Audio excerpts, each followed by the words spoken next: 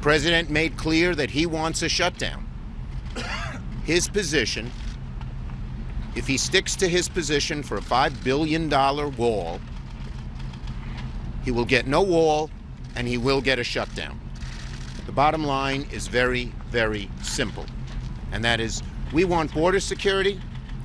We offered him border security, but Americans know that the wall, not paid for by Mexico anymore, is not the way to border security.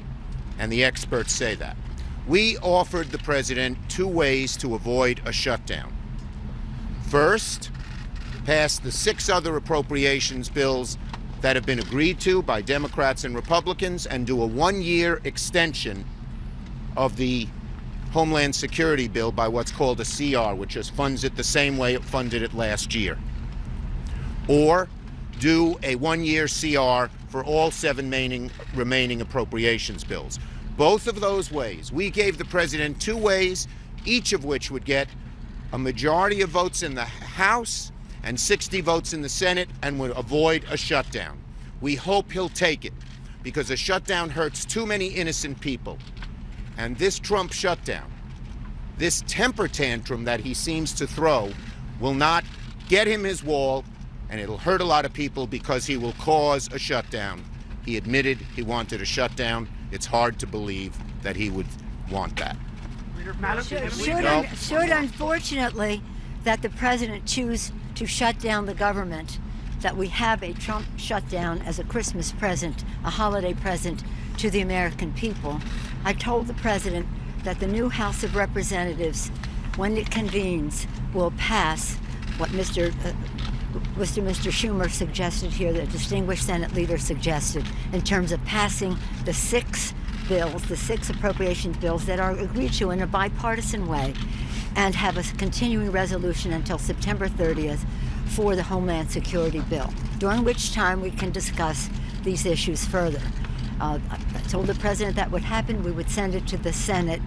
He says, oh, we can pass it in the House, his bill right now in the House. He does not have the votes in the House to pass whatever his agenda is with that wall in it. We're telling him we'll keep government open with the proposal that Mr. Schumer suggested. Why doesn't he just think about it? In fact, I asked him to pray over it.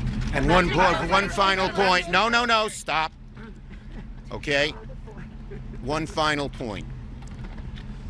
The $1.3 billion that we gave him last year for border security, no wall, but border security, less than 6% of it has been spent. They haven't even spent last year's money, and now they're demanding much, much more this year.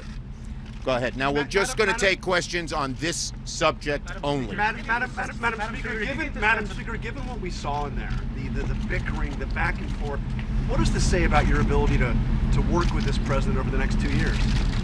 Well, I told the president, as I've said over and over again, this new Congress will be something different from the Congress we have now. It will be a Congress of transparency so that the American people can see, not passing a tax bill with $7 trillion impact on the economy in the dark of night, speed of light, so nobody can see what it is without hearings or any expert opinions on it. So it'll be about transparency. It'll be about reaching out, extending the hand of friendship to work in a bipartisan way to find common ground where we can, stand our ground, as Thomas Jefferson said, like a rock, where we can't, and about honoring the guidance of our founders, e pluribus unum, from many one. We didn't come here to divide, we came here to unify. And we extend that hand of friendship to him, which he seemed to like that course of action. If he does not accept that hand of friendship, we still will be who we are. Dignified, respectful of the institution that we represent in the Congress, and honoring the vision of our founders. Was it more productive behind the scenes, Madam Speaker? Well, I thought it was unfortunate. I will just say this, you want to know if it was more productive behind the scenes. I hear some of the reporters saying, Fox reporters saying, why did we not want transparency in this discussion? We didn't want to contradict the president when he was putting forth figures that had no reality to them, no basis in fact. We have to, if we're going to proceed in all of this, have evidence-based, factual, truthful information about what works and what doesn't. I didn't want to, in front of those people, say, you don't know what you're talking about. And one other thing here.